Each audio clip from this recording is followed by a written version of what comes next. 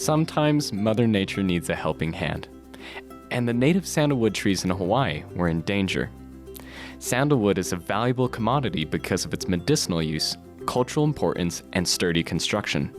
But now, Young Living has a partnership to help the reforestation effort for sandalwood in Hawaii, and it's a story worth hearing. Hello and welcome to Young Living's podcast, The Wild Drop. My name is Jacob Young, your host. Young Living is the world leader in producing and distributing premium essential oils, and this podcast will provide you with drops of information about Young Living, including stories, history, product information, lots of little fun facts, and even more. In studio with us today is my good friend Justin Lee from Hawaii. How you doing? I'm doing really well, man. Really excited to be here. This is a beautiful studio, my friend. Thank you.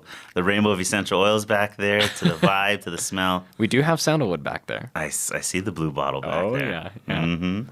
So, Justin, explain your title and what your partnership is in, and how it's involved with Young Living, and why you're here. Like you said, my name is Justin Lee, and I'm a project manager for Háloa Áina. And what Háloa Áina does is it makes that beautiful blue bottle back there called Royal Hawaiian Sandalwood oil. And we make it with a native Hawaiian sandalwood tree that is in a very, very, really neat, very cool part of the island. And so we make two products. We make the Royal Hawaiian Sandalwood oil and the Royal Hawaiian Sandalwood hydrosol. And I believe you guys sell in that blue bottle there, and you guys got a Mr. bottle for the hydrosol as well. Yeah, and it's a beautiful, beautiful oil. It's one of my favorite oils. Unfortunately, my wife doesn't like the smell of it. I think she's crazy for not liking the smell of sandalwood, but it's a beautiful and wonderful smell. I think it would be great if you shared how this partnership started. Sounds good. Yeah. Get back to the oil. You know, the oil is basically the brainchild of your dad and my dad. You know, and it's that relationship that started so many moons ago, you know, and it came from where my dad's vision of the biology side of it, the forestry side of it, and your dad's expertise of essential oils and making people feel better. But at the root of it is, you know, making the world a better place. And, you know, my dad has this resource, the native Hawaiian forest, and was looking at what the forest was able to give to us to make a product. And it was very clear that it was going to be the dead and dying sandalwood trees that we had on the property. And so it went to, what can we do with it? And that's where your dad was like, you can make essential oil with it. And so we started off with that, just started off with one tort, and now we're a full moving machine. And it's crazy to see the development and where it started off to where it is now. You know, it's kind of weird to say, but the oil and the hydrosol is the byproduct of, you know, your dad and my dad's vision on what is best for the Big Island and what's best for the world. You know, by only harvesting the dead and dying sandalwood trees, it gives the next generation of trees its space needed and the protection needed to thrive. And with sandalwood trees, it needs to live in an intact forest. Yeah. It can't grow by itself. Nope. You know, it's like humans. You know, you can be the guy sitting off by himself, but he's not going to be a well-rounded, healthy individual if he's living in a cell. Mm-hmm. But he needs to live in a community. And that's what Háloa Áina is doing, is ensuring the community around the sandalwood tree is healthy so that the whole ecosystem of the tropical dryland forest on the Hawaiian slopes is healthy. And if it wasn't for your dad's vision and his ability to make a product as beautiful as Royal Hawaiian Sandalwood, there would be no Háloa Áina. There would be no patch of forest that is there that wasn't there 15 years ago. And protected as well. Yes, very, very well protected. There used to be cattle and horses eating baby trees. There's no more cattle and horses eating baby trees. Nope. And it's beautiful. It really, really is. And we have a diamond event coming out there. We do. I'm super excited. That is going to be epic. And the crazy thing is, you know, you get people that smell the oil and they love the oil, or like your wife doesn't love it too much. But you get a lot of people that love the oil, and then they hear about the story behind it and realize that it's not trees planted in a row, that it's a whole forest intact. And maybe when your wife is out there in April, she'll have a little bit more of a understanding on where the oil comes from. Maybe she'll enjoy it a bit more. Maybe have a little bit more love for it. Yeah, I love this story because we just did a podcast episode on the convention theme, which is roots and wings. And I love that you were going back to, your dad and my dad creating the roots of this partnership. And in a sense, we're the wings to continue and let it keep growing forever and ever. And so I just love that this is all coming full circle in a way to that roots and wing theme and just going back to it and tying with it. I mean, that's perfect to describe what Háloa Áina is. You had Gary and Wade putting roots in the ground. And then you've got, us too. Hopefully we'll soar on with the story. But the trees that we harvest, because we only harvest the dead and dying sandalwood trees, we only harvest trees that are 60 years old or older. Yeah. I mean, so the trees that we've planted that Young Living has helped plant, and the forest that Young Living and Háloa Áina have put together starting 6-7 years ago is not for my kids. It won't be for your kids. It won't be for our grandkids. It won't be for our grandkids. Exactly. So to have the foresight and to have the wings guiding for that many more generations is a beautiful story. And it's a beautiful, beautiful realization that, with proper roots in the ground, it can soar. Yeah. You talked a little bit about this reforestation project, and when most people think of reforestation, they realize that there was a common issue that most people saw that wanted them to create this reforestation project.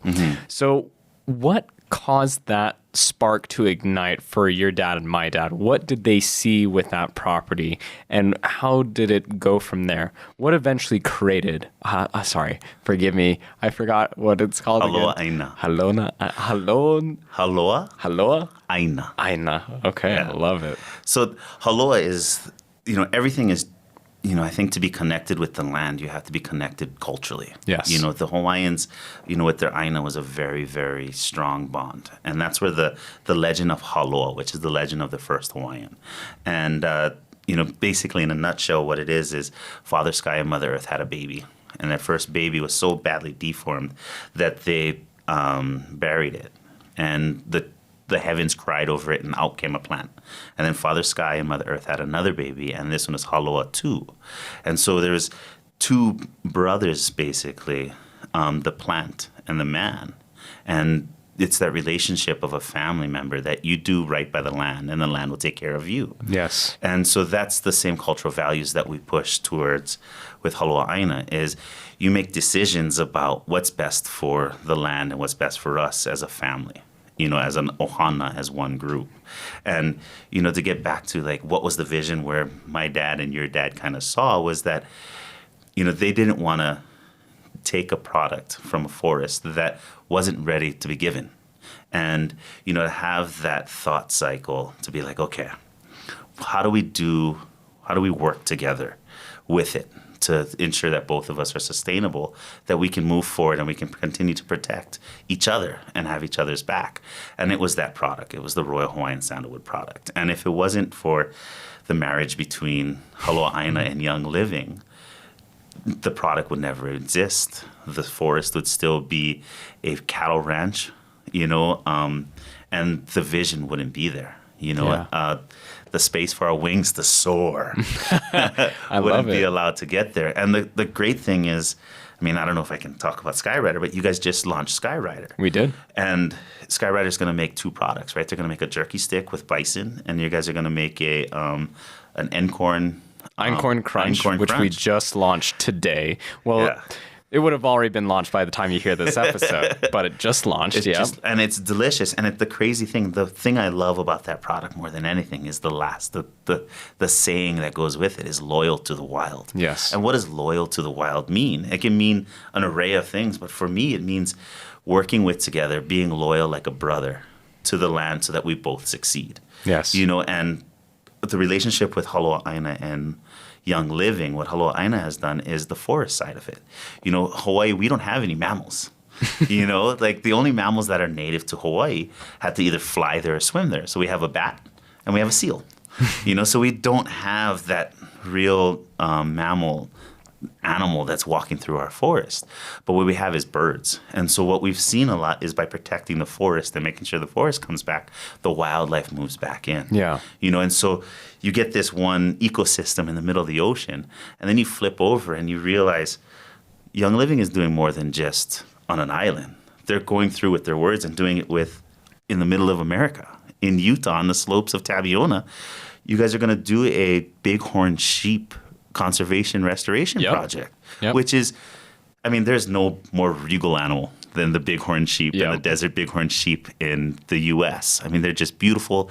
The sounds of their heads cracking together. It's just, it's the epitome of what America, it's the bald eagle of the mammals walking on the ground. And to have that conservation side of that side, to be more than just plants and birds, but to have the full spectrum and have what's unique and ecosystem thriving, what's missing. Well, what's missing out here is that sheep, that bighorn sheep. And with partnership with Skyrider and the Division of Wildlife out here, you guys are going to have an opportunity to change the world in the bighorn sheep. Restoring the herds back in, putting back in the wild, and making it back like. At Háloa Áina, we always try to go pre-cattle days because the cattle is what started to eat all the grasses, eat all the young trees. So you basically evaporated the forest of what it was. Yeah. And the cattle and the sheep industry here with the blue tongue started to kill the wild sheep. And so what are you guys going to do? Well, Háloa Áina is, and the partnership with Young Living, put fences up, protect the forest, bring the birds back. What are you going to do over here? Protect the bighorn sheep, make the herd strong, release them. And it's kind of full circle. Like Young Living is doing more than just making oils, making people feel better, healing people. You're healing the earth, and it's unbelievable. I completely agree with you with what you're saying, being loyal to the wild and this beautiful partnership between human and Mother Earth, because we only get one Earth, right? It's not like we can copy and paste and be like, oh, we messed up here, we'll just make another one. And so this partnership that we have at Skyrider, out in the Sandalwood farm down in Hawaii, it's a beautiful, beautiful connection. So I quickly want to go back and kind of talk about how the Sandalwood farm was before the cattle ranch got there. Yeah. During the time that it was there, when you found it, and now how it's restored to its beautiful kingdom. So that's the history of sandalwood in Hawaii is crazy. And you can dig into that wormhole and talk about it for hours. I don't doubt it. But the history of sandalwood, it starts with, that's how the Hawaiians united all the Hawaiian Islands. It's because that's how King Kamehameha united all the Hawaiian Islands. That's how he paid for his war, was he sold sandalwood. And it was actually the first tax on the Hawaiian people. So every man, woman, and child had to carry a picule or a half picule of sandalwood. And how much does that weigh exactly? It's like 100-something pounds, but it's a picule is King George's weight. Oh. So half of King George's weight every Hawaiian had to carry down. Well, I learned something new today. A picule is 100 pounds. It's something around 100 pounds. I don't know how much King George weighed, but that's what the number is escaping me. But the half picule in half King George. Half a King George's weight. Okay, cool. And so you had to carry a half picule. And so if I've got a 4-year-old child or an 8-year-old child, he's not going to carry it down. Yeah. And if I've got a young child, my wife is not going to carry. So I would have to carry 3 pieces of wood down the coastline to put it into these holes dug out that were the same size as the hulls of boats that were coming to pick up the sandalwood. And so for me I didn't want this labor and this slave labor for my kids to do. So I would pull the young sandalwood trees as I was walking past them, because if it was void of the sandalwood, then they couldn't do the same hard work that I was, or the treacherous slave work that I was having to do. And so it created this weird envy to even not want sandalwood on the property. That's crazy. So then it gets, you fast forward to the point where now the Hawaiians are in such in debt, they don't have sandalwood as an option. They start auctioning off the land. And so the Hawaiians is the first time that, the Hawaiian land was going to be in foreigners' hands. And so they started auctioning it off. And a lot of the lands went to cattle companies. And one of the families that purchased the Ahupua'a, which is a vast of land that you can be completely sustainable on. And that's how the island was divvied up in pie sections. But so this section of land on the Big Island was purchased by a family that wanted to run cattle.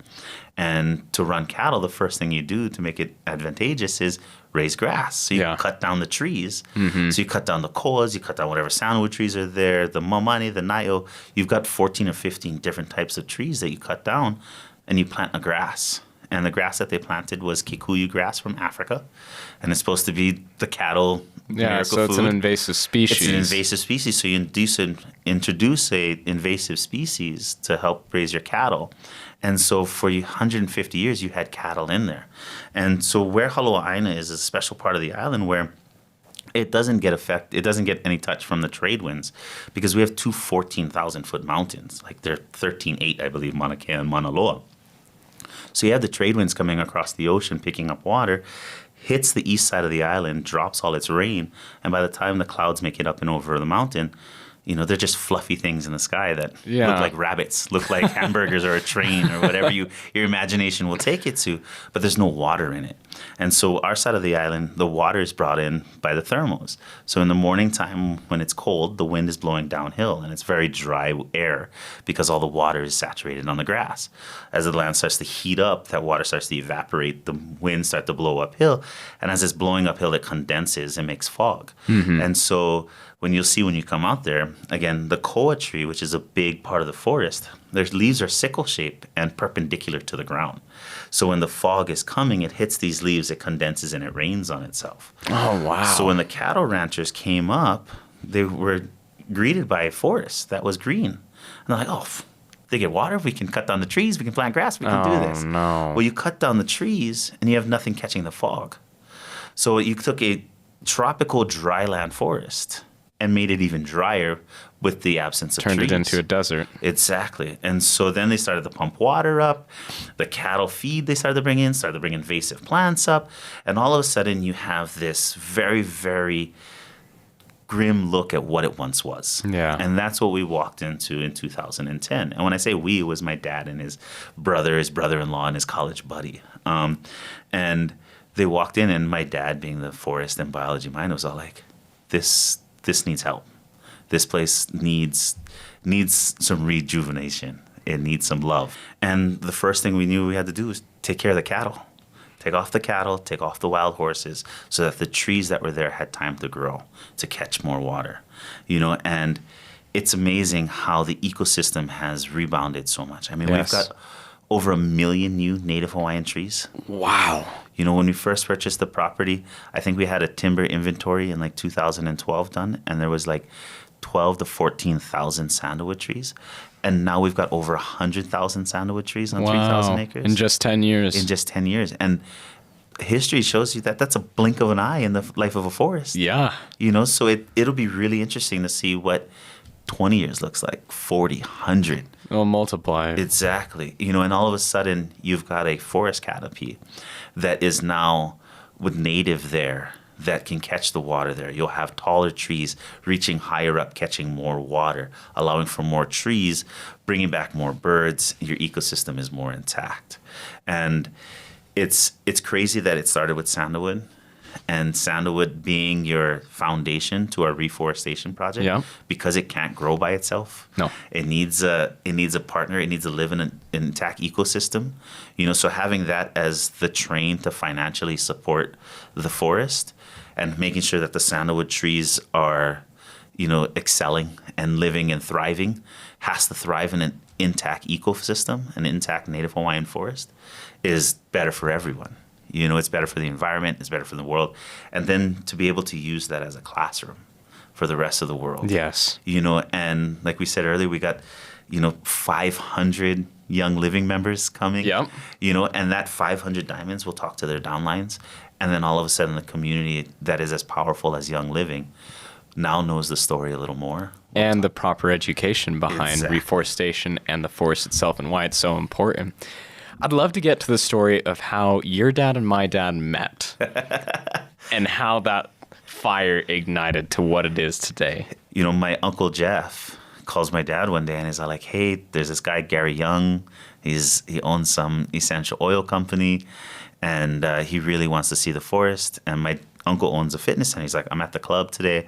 I really can't get away. Can you come get him? My dad's all like, essential oil? What? That's good. Gary who? He's like, I live in Honokaa, which is an hour and a half away from the airport.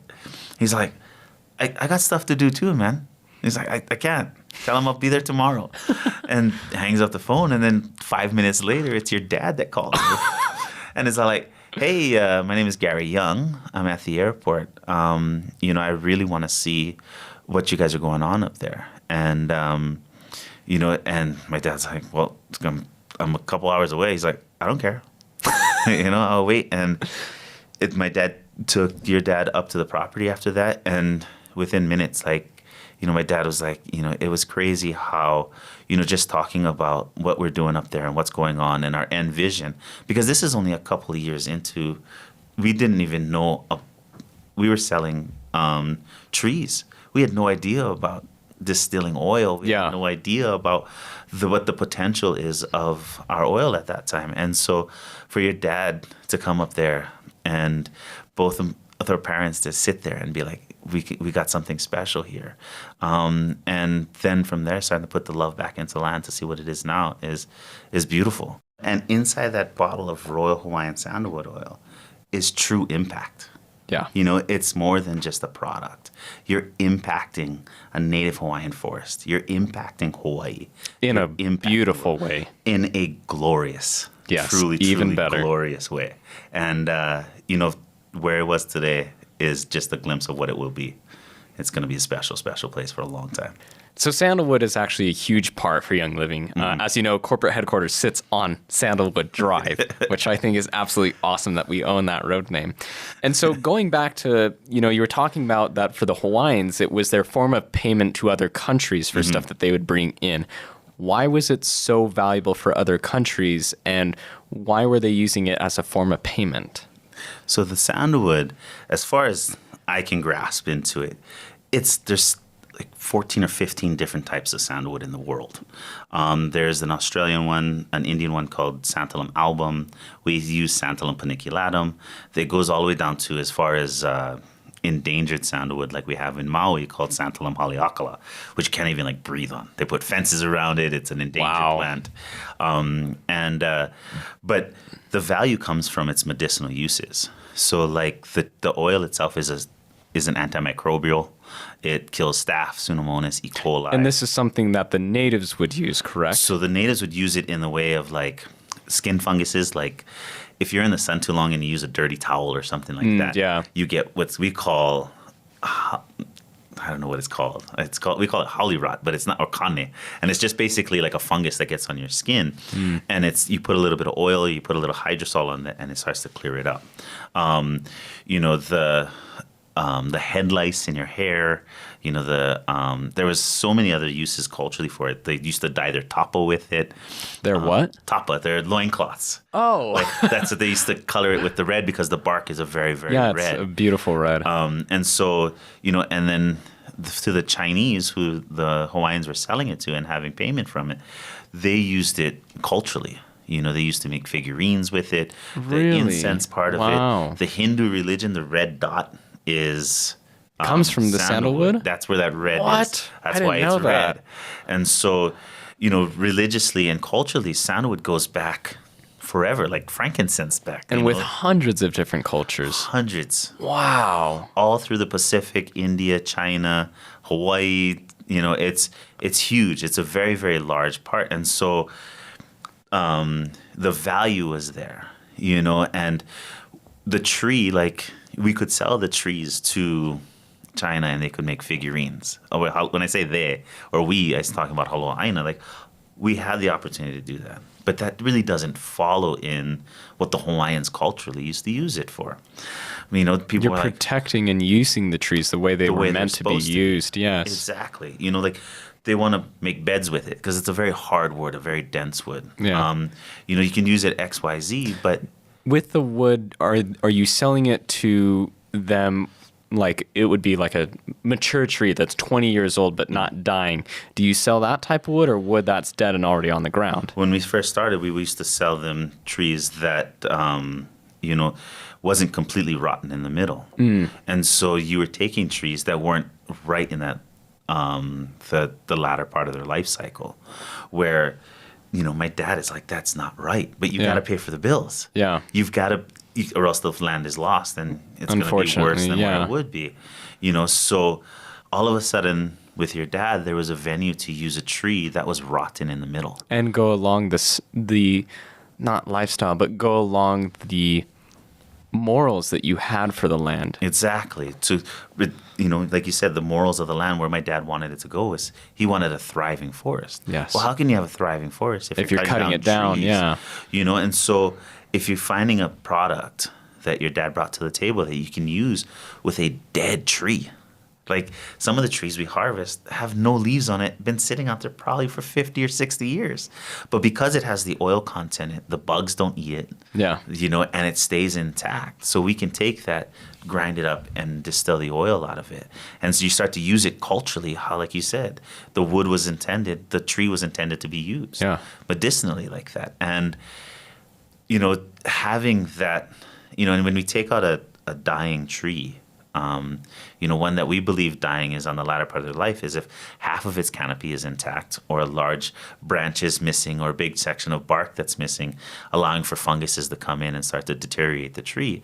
We take one of those trees that are on the latter part, 1 foot in the grave. We take that out. We take the root ball out and the roots are still attached to their host tree. All of a sudden, those new roots will start to sprout their own tree. Wow. So by harvesting one dying tree, we get anywhere between 10 to 35 new trees from harvesting that one tree. Darwin and science taught us not all of them are going to survive, right? Yeah. But if 3, 4, or 5 survive, you've got 300, 400, 5% more trees today than you had yesterday.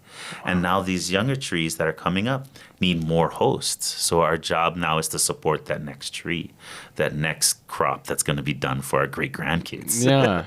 Wow, it's just beautiful how Mother Nature works. And you learn so much from sitting back and listening. Yeah. And not trying to make it better by pushing your ideals onto the forest, but sitting back and listening to the forest. Yeah. Listening to, that's where the Sandalwood came through. It was like sitting there, I was like, okay, what can we do? Well, this dying tree can be a product. Okay, that's what we need to do. And it wouldn't have come to fruition if it wasn't for that meeting with my dad and your dad. Yeah. So with this research that you found out as far as like what allows the sandalwood to grow super well, what makes it the perfect environment for sandalwood, was that research that your dad did, that my dad did? Was it research that's already been written about and discovered? How did that all come to be? How did we find that out? Trial and error. Trial and error. Because there was no blueprint to follow. There was nobody telling you, okay, this sandalwood needs 6 koa trees and 2 momani trees to prosper. Or this koa tree can't live over here because of that. It's sitting back and kind of watching it and moving slowly. And when we say slowly, it's been 13 years. Yeah, and just asking a lot of questions, and just asking a lot of questions. And because there was nothing for us to follow, we kind of paved the road as what we're moving forward through it. And sometimes you pave the road, and like, oh, no, we got to take a right turn here. Yeah. So do we have other sandalwood farms across the world that kind of go along the lines of what we do? Do we share this information with other farms that are trying to do reforestation with sandalwood? Or do we know of anybody that might have been like, oh, wow, they discovered the key ingredient of how to make this successful? Or are they copying us? Are they taking our information and using it for themselves? Or we've got a neighbor that is a competitor. Oh, I see. And we don't plant our trees in rows. We don't plant only one crop. Because that's not natural. No, we bring back the forest.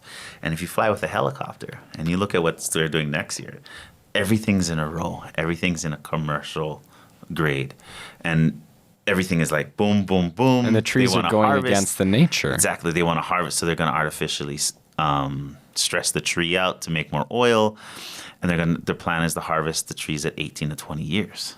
You can't tell me that product from an 18-year-old tree is the same product from a 60-year-old tree. No.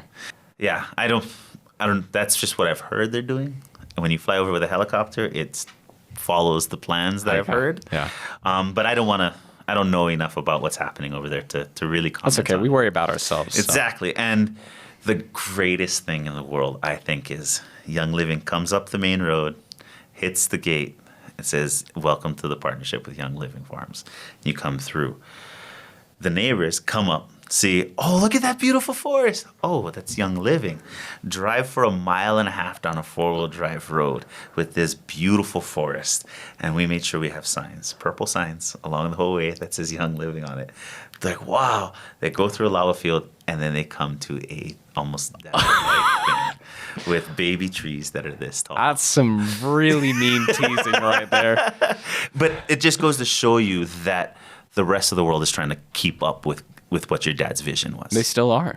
You know, and I tell the members that come up that are plant trees and stuff, I was like, this is all a vision of Gary, you know, is that you guys are putting hands in the dirt.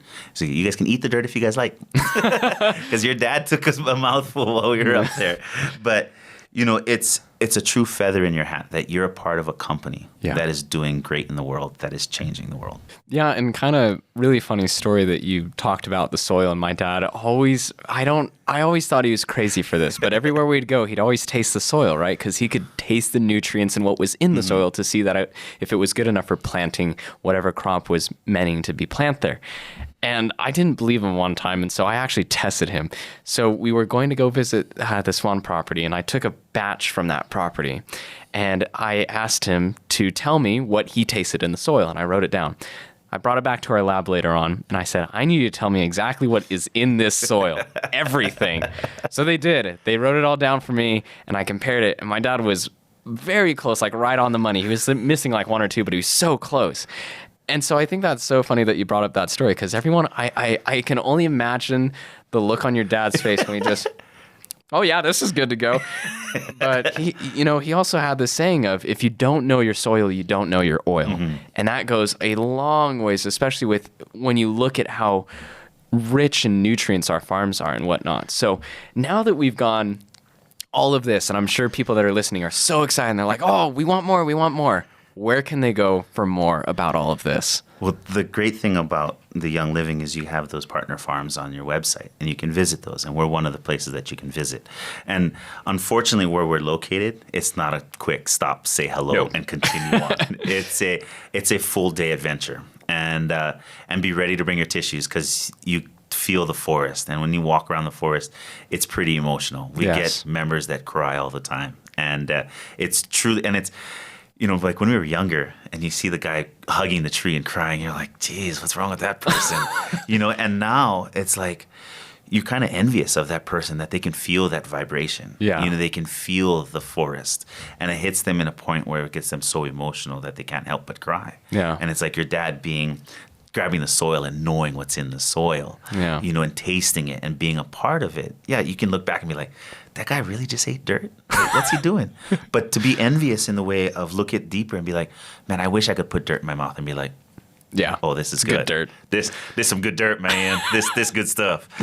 But so you can get a tour with myself or my younger brother or my dad at Háloa Áina. We pick you up and we take a whole day's trip and we spend you with you. Is there a website that you have to do that, or Young Living's? Young Living's That's website. the only place there you can book a tour. I love is it. Young Living. And so you go to the Young Living website. We spend a whole day with you. We show you basically from seed to seal, where we collect the seeds, where we plant them in our greenhouse. We walk it through the trees that we harvest, the distillation, all the way to planting another tree in the ground. Justin, thank you so much for taking time out of your trip here to Utah to come and talk about the Sandalwood Farm and to share your memories and your passion for all of this. It's beautiful. It's wonderful. I love our partnership and connection, and I love that we're the wings for this next generation of this beautiful partnership with the Sandalwood Farm. So really appreciate your time. Hope you have a safe trip back home, and we'll see you back in Utah shortly. Sounds good, brother. Thank you. And thank you for tuning into this episode of the YL Drop. Remember, you can listen on iTunes, Spotify, on YouTube, and our newly refurbished website at www.youngliving.com. Don't forget to oil up Young Living family. This is Jacob Young, dropping out. Take care.